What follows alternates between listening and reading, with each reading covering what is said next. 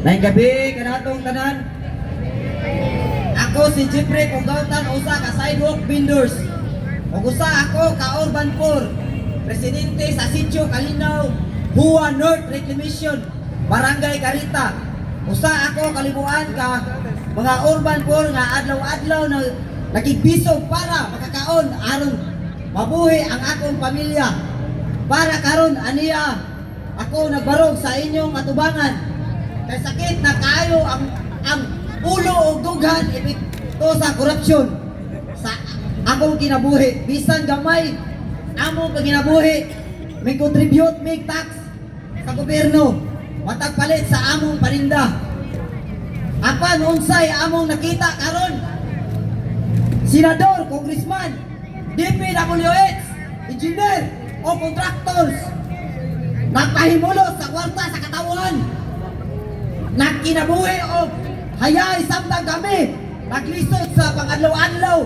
Usay kulang para sa among pagkaon, gani wala na maapil sa budget sa among tambal.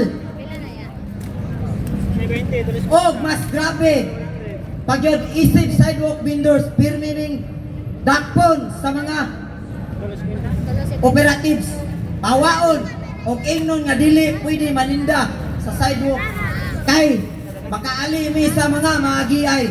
Pero paminawan ninyo, kami dili sagbot, kami dili kriminal, kami mga tao nga adunay karpo o pangamdoy, dili may kontra sa kalimpyo o disiplina.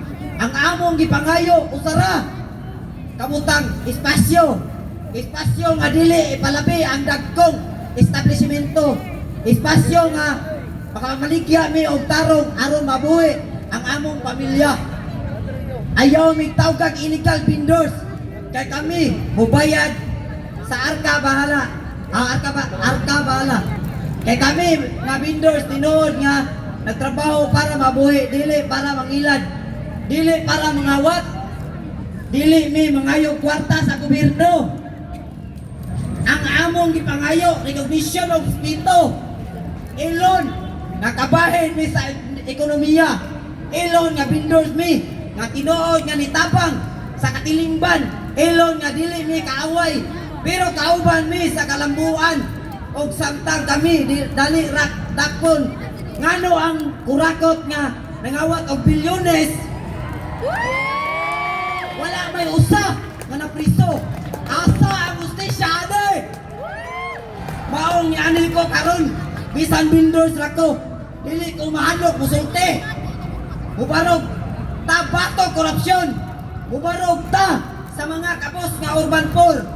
Mubarog para sa patas na serbisyo o labaw sa tanan. Akong hagit sa presidente, ipauli ang kwarta nga gikawat sa katawan kay para na sa kaugmaon sa among mga anak. Para na sa mga batakang serbisyo labaw sa tanan para matukod na ang affordable housing para kanamo mga informal settlers families. Manubag ang dapat manubag, prison ang mga kawatan sa gobyerno. Karon mga urban poor mutingog na batok korupsyon. Maraming salamat.